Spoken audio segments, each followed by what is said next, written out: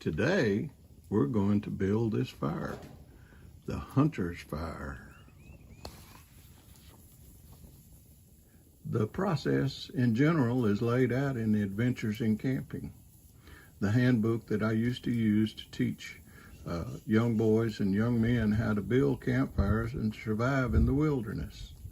Today we're going to make what's called a Hunter's Fire, but it's my version of it. And you start off with, traditionally you would put your two logs like that, and you want some green logs for this because you don't want them burning, but I always put mine like this, and there's a reason for that, and I'll show you in just a minute. The reason is, if you want to cook something and you want just a little bit of fire, you put your product right there and you get just a little bit of fire. But if you wanted a whole lot of fire, you could put it right here and you'd get a whole lot of coal area up under there. And if you want a fast burning fire, you would want to lay this where the wind direction was going that way. But if you want a slower burning, longer lasting fire, you set it where the wind direction is coming this way. The tinder we're going to use today is going to be a combination of paper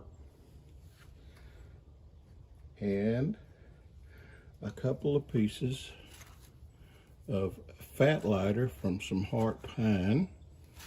And then we're going to put in, it's really a combination between tinder and kindling. It's one of nature's best fire starters. It's a pine cone. Pine cones are awesome. It's time for some kindling. For kindling, I've got some pine that I split up, and I'm just going to lay it like this. I'm going to lay it like this. This is small enough that it'll be good kindling, and it'll start up quickly. It's good pine. It's got some sappy heart to it, and that'll just make this fire just really go good. Let's throw a little bit more kindling on there. These are twigs off of a pine, and this is actually a piece of root, and I think that'll be good enough for our kindling. Then next we're going to go with some fuel size. This is a little bigger than kindling, but it's good dry stuff. We're just going to lay it up there. Go ahead and start putting a couple of larger pieces on there. This is what's considered fuel, and this is what's going to burn down into good coals and make a good cooking fire. Let's go ahead and put some flame to it here. Light this, all this tinder up.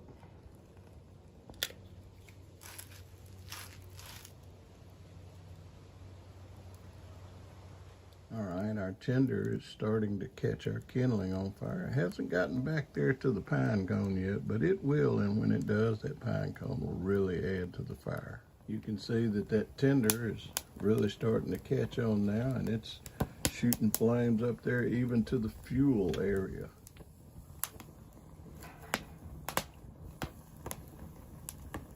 Now as this kindling continues to burn up and absolve itself, the fuel will actually fall onto the top of it and starting to make some small coals under there. And probably before long, I'd say within the next 5 to 10 minutes, we would actually be able to really cook on this fire. But just look, you can see the wind direction it's blowing. It's blowing in like this from the back side of it because I wanted a slower fire.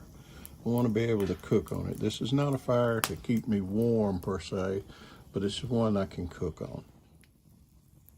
And as I said before, you want this right here, these two pieces, to be of the greenest wood you can find so that they don't burn up as quickly, and all of your coals down in here will lay in between them, and you'll have a good surface to put your pots and pans and whatnot. As you can see here, I've added some more fuel onto the top so that we'll have even more coals when they burn down in the next 5 to 10 minutes, and we'll have a good bed of coals to cook on.